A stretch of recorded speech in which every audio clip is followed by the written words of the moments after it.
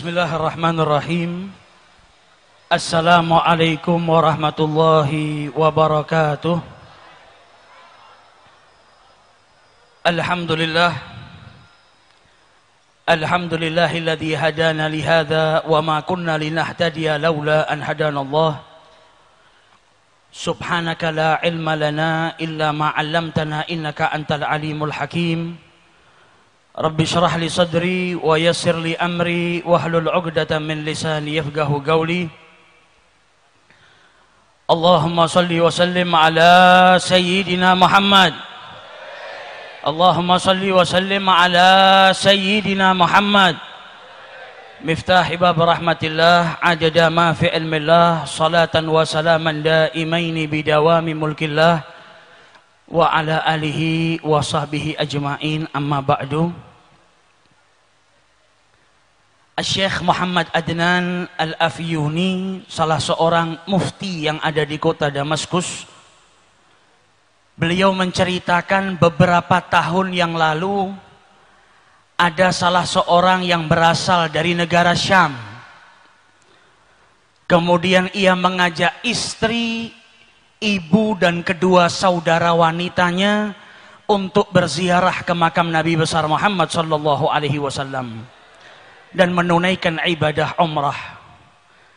Sesampainya di Madinah Al-Munawwarah, maka lelaki yang membawa 4 orang wanita kerabatnya itu kehilangan tasnya, di mana di dalam tas tersebut terdapat bekalnya, uangnya untuk hidup selama beberapa hari di kotanya Nabi besar Muhammad sallallahu alaihi wasallam. Maka sebagaimana mestinya setiap orang yang tinggal di negara orang asing, tidak kenal dengan siapapun, dan ia kehilangan hartanya, dan saat itu ia membawa sanak kerabatnya, pastilah dalam keadaan bingung, dalam keadaan gelisah. Maka di saat kegelisahannya, di saat dia dalam keadaan kebingungan, ia langsung masuk ke masjidnya Rasulullah sallallahu alaihi wasallam. Ia melaksanakan sholat 2 rakaat dan kemudian duduk di Raudhatus Syarif, memperbanyak sholawat kepada Rasulullah, karena selama ini ia dengar salah satu daripada keutamaannya bersolawat adalah diberi jalan keluar dari setiap kesusahan, dari setiap permasalahan dan kesempitan. Ia pun berulang kali bersolawat kepada Rasulullah, dan saat itu berada dekat dengan jasad sucinya Nabi besar Muhammad sallallahu alaihi wasallam. Sambil keletihan dan kegelisahan yang terus berkecamuk dalam dirinya, ia pun akhirnya tertidur sesaat. Di dalam tidurnya ia ditakdirkan oleh Allah bermimpi dengan junjungan Nabi besar Muhammad sallallahu alaihi wasallam. Sholawat yang dihaturkan dari lisan dan juga dari lubuk hati yang paling dalam, dari hati seseorang yang cintanya kepada Rasulullah sallallahu alaihi wasallam, dari keyakinan bahwa sholawat yang ia baca akan memberikan jalan keluar dari setiap permasalahan, menjadikannya malam itu ia bermimpi dengan Rasulullah sallallahu alaihi wasallam. Dan Nabi bersabda dalam hadis yang, man ra'ani faqad ra'ani, siapa yang melihatku maka sesungguhnya ia melihat aku. Man ra'ani fil manam faqad ra'ani, siapa yang mimpi berjumpa denganku sesungguhnya ia benar-benar mimpi berjumpa denganku. Innamas syaitan la yatamatsalu fi surati, karena syaitan itu tidak mampu menyerupai Rasulullah sallallahu alaihi wasallam. Di dalam mimpinya Rasulullah berkata kepada lelaki tersebut, pergilah engkau ke pintu Masjid Nabawi nomor sekian, maka engkau akan dapati seorang penjaga pintu yang bernama Utsman. Maka katakan kepada Utsman, inna Rasulullah yugri'uka salam. Sampaikan kepada Utsman kalau Nabi Muhammad mengucapkan salam kepadanya. Dan katakan setiap hari sholawat yang ia baca sebanyak 1000 kali sampai kepadaku, dan mintalah Utsman untuk menolong dirimu yang saat ini kesusahan. Bangun daripada tidurnya, ia merasakan kebahagiaan yang luar biasa, karena saat itu ia dapat memandang wajah suci Nabi besar Muhammad sallallahu alaihi wasallam. Seseorang yang dari rumahnya, dari negaranya yang jauh, ia habiskan bekalnya, hartanya, waktunya, uangnya untuk berziarah ke orang yang paling ia cintai, dan sesampainya di sana ia ditakdirkan untuk berjumpa dengan Nabi besar Muhammad sallallahu alaihi wasallam. Ia pun pergi ke pintu yang ditunjuk oleh Rasulullah. Sesampainya dia di sana, dia bertanya kepada para penjaga kota Madinah, "Afikum Utsman? Adakah di antara kalian yang bernama Utsman?" Maka salah seorang daripada mereka berkata, "Hadza Utsman." Itu Utsman yang kau cari. Maka ia pun mendatangi Utsman seraya berkata, "Inna Rasulullah yugri'uka salam." Nabi ngucap salam kepadamu. Dengan bukti kalau Nabi itu mengetahui sholawat yang kau baca setiap hari sebanyak 1000 kali. Kenalkan, namaku adalah Abu Adib. Aku datang bersama 4 orang wanita daripada keluargaku. Hartaku kecurian dan Nabi minta engkau membantuku saat ini. Maka si Utsman berkata, "Ini ucapan gak pantas kita bicara di sini. Mari masuk ke dalam kantor saya." Sampai di dalam kantornya ditanya, "Ma qissatak?" Bagaimana ceritamu ini kok bisa sampai ke sini? Apa yang kau alami? Diulang lagi ceritanya. Rasulullah menitipkan salam kepadamu. Namaku Abu Adib. Aku kehilangan harta. Maka Utsman berkata, "Ini cerita nggak pantas diceritakan di sini. Ikut saya naik mobil ke rumah saya." Di mobil ditanya, "Bagaimana ceritamu?" Maka dijawab, "Aku Abu Adib. Aku datang ke sini dengan saudaraku, dengan ibuku, dengan kerabatku. Uangku hilang. Aku mimpi berjumpa dengan Rasulullah. Ia menitipkan salam kepadamu." Sampai di rumahnya duduk, ditanya kembali, diceritakan kembali. Kata Utsman, "Kalau begitu kita makan terlebih dahulu." Selesai makan ditanya, "Bagaimana ceritanya?" Diulang lagi ceritanya. Setelah itu ditanya lagi, "Bagaimana ceritamu?" Maka Abu Adib pun berkata, "Saya tidak akan menceritakannya lagi kepadamu. Sudah 10 kali saya ulang-ulang cerita ini. Kalau kau percaya, bantulah saya. Kalau engkau tidak percaya, maka izinkan saya pergi dari tempat ini." Maka dijawab oleh Utsman, "Laqad saddaqtuk min marratil ula." Saya sudah percaya dengan ceritamu dari pertama engkau bercerita kepada saya.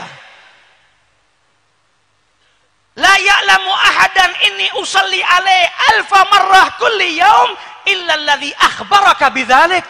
Karena tidak satu pun dari manusia ada yang tahu kalau saya bersolawat kepada Nabi Muhammad setiap hari 1000 kali, kecuali yang mengabarkan hal tersebut kepadamu, yaitu Nabi besar Muhammad sallallahu alaihi wasallam. Akan tetapi saya berulang kali bertanya kepadamu bagaimana ceritanya, karena saya merasa bahagia ketika mendengar Nabi Muhammad mengirimkan salam kepadamu. Dan saya ingin kalimat itu terus diulang-ulang, didengarkan di telinga saya. Kebahagiaan yang luar biasa ketika saya setiap hari bersolawat dan salam kepada beliau.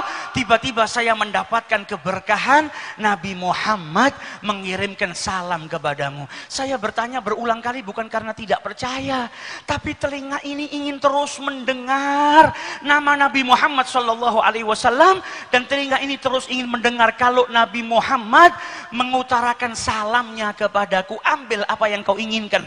Berapa hartamu yang hilang aku ganti, karena aku memiliki kebahagiaan yang tiada tara, yaitu dengan mendapatkan salam dari Nabi besar Muhammad sallallahu alaihi wasallam. Malam hari ini kita yang datang ke majelis ini, dan adanya majelis Az-Zahir atau majelis-majelis sholawat yang lain, tak lain ingin mengajak kita bersama-sama untuk menambahkan rasa cinta kita kepada Rasulullah sallallahu alaihi wasallam. Kita ingin seperti Utsman, ketika mendengar nama Rasulullah, hatinya bahagia, bergetar. Kita ingin mencintai sesuatu yang mana jikalau sesuatu itu dihadapkan di depan kita dan didengarkan di telinga kita, maka kita mendapatkan kebahagiaan yang luar biasa, sebagaimana kebahagiaan yang didapatkan oleh para pendahulu kita ketika mendengar nama Rasulullah sallallahu alaihi wasallam. Bukan hanya kebahagiaan yang mereka dapat, tapi tak sedikit dari mereka yang detik itu juga minta dicabut nyawanya oleh Allah subhanahu wa ta'ala karena kerinduan yang mendalam kepada Nabi besar Muhammad sallallahu alaihi wasallam. Maulid yang kita baca ini, hampir setiap malam kalau kita hadir majelis Az-Zahir, dibacakan Maulid Simtud Durar, ditulis oleh Al-Imam Al-Habib Ali bin Muhammad Al-Habashi, tashwigan lis-sami'in. Kita diajak baca sejarah Maulid Nabi, Kita diajak menyandungkan gosidah, pujian-pujian kepada Rasulullah. Agar apa? Setiap hati umatnya ini merasa rindu ketika nama nabinya disebutkan. Kalau kita belum merasa rindu, belum merasa bahagia ketika Nabi Muhammad namanya disebutkan di hadapan kita, itu tandanya cinta kita masih lemah. Karena ketika kita mencintai harta, di saat kita kesusahan kayak apapun, kita mendapatkan harta yang berlimpah, maka kesedihan, kesusahan, bahkan penyakit sekalipun akan hilang dengan sesaat. Karena kita dapat uang yang banyak. Ini manfaatnya kalau kita cinta kepada sesuatu, maka sesuatu itu bisa memberikan kebahagiaan kepada kita. Kalau kita cinta dengan Nabi Muhammad, cinta dengan Allah, cinta dengan zikir, cinta dengan sholawat, maka di saat kita susah, kita nggak perlu pergi jauh, mencari suasana baru untuk menenangkan diri kita dan batin kita. Di saat kita sakit, nggak perlu kita bersusah payah mencari obat, karena setiap sesuatu yang kita cintai menjadi obat bagi kita. Bahkan Nabi Muhammad di saat duduk dengan para sahabatnya, kalau mau bahagia karena beliau cinta dengan sholat, maka beliau berkata kepada Bilal, arihna ya Bilal, kumandangkan azan, bahagiakan kita dengan melaksanakan sholat. Datang waktu sholat menjadikan Nabi bahagia. Begitu juga dengan para ulama. Bukan hanya kepada Nabi Muhammad, kepada gurunya saja mereka mendapatkan ketenangan. Al-Habib Ali bin Muhammad Al-Habsyi, penyusun maulid ini, kalau sudah sakit yang luar biasa, dia panggil putranya yang bernama Muhammad. Wahai Muhammad putraku, bawakan cerita guruku Al-Imam Abdullah bin Husain bin Tahir. Ketika dibawakan kisah gurunya Al-Imam Abdullah bin Husain bin Tahir, maka seketika itu juga sakitnya hilang, kegelisahannya hilang, kegundahannya hilang. Karena dibawakan kisah orang yang dia cintai, yaitu gurunya. Apalagi dengan manusia yang paling mulia, yaitu junjungan Nabi besar Muhammad sallallahu alaihi wasallam. Sallu ala Nabi. Bahkan Al-Habib Ali meniru Rasulullah. Kalau sedang sakit, beliau sampai punya syair. Gulu Ali bin Muhammad Rabbana gad syafah, Ali idza gad marat syifahu fi'lus shalah. Beliau memotivasi dirinya sendiri. Katakan kepada Ali, beliau yang mengutarakan, Ali kalau sudah sakit, maka penawarnya atau obatnya hanyalah sholat.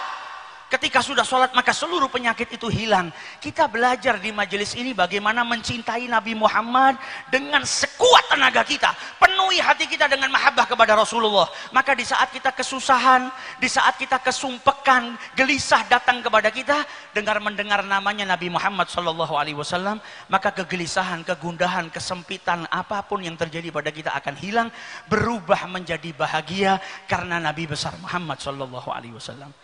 Khususnya di akhir-akhir ini kita disibukkan dengan pembicaraan politik. Kita masuk tempat manapun orang berbicara politik. Satu orang mengidolakan tokohnya, yang lain mengidolakan pilihannya. Tidak apa-apa saling mengidolakan. Tidak apa-apa saling menyampaikan misi dan visi calon pemimpinnya. Yang dilarang adalah ketika mendewakan pemimpinnya. Yang tidak sepaham dengan dia, yang tidak memilih pemimpinnya, dikafirkan, dijauhi, dianggap sesat, ini yang salah. Dan Majelis Az-Zahir didirikan, kita punya misi, kita punya visi. Majelis yang sederhana ini, kita di sini menjadi pembantunya Rasulullah, dan kita berjanji di saat orang ramai berkampanye, kita akan mengkampanyekan Rasulullah Sallallahu Alaihi Wasallam. Di setiap tempat kita akan kampanyekan kembali akhlak sang Nabi. Kita akan kenalkan kepada khalayak sebagaimana mereka mengenalkan calon pemimpin mereka, kita akan kenalkan kepada mereka pemimpin dunia wal akhirah, yaitu Nabi besar Muhammad sallallahu alaihi wasallam. Kita akan kenalkan bagaimana sabarnya beliau.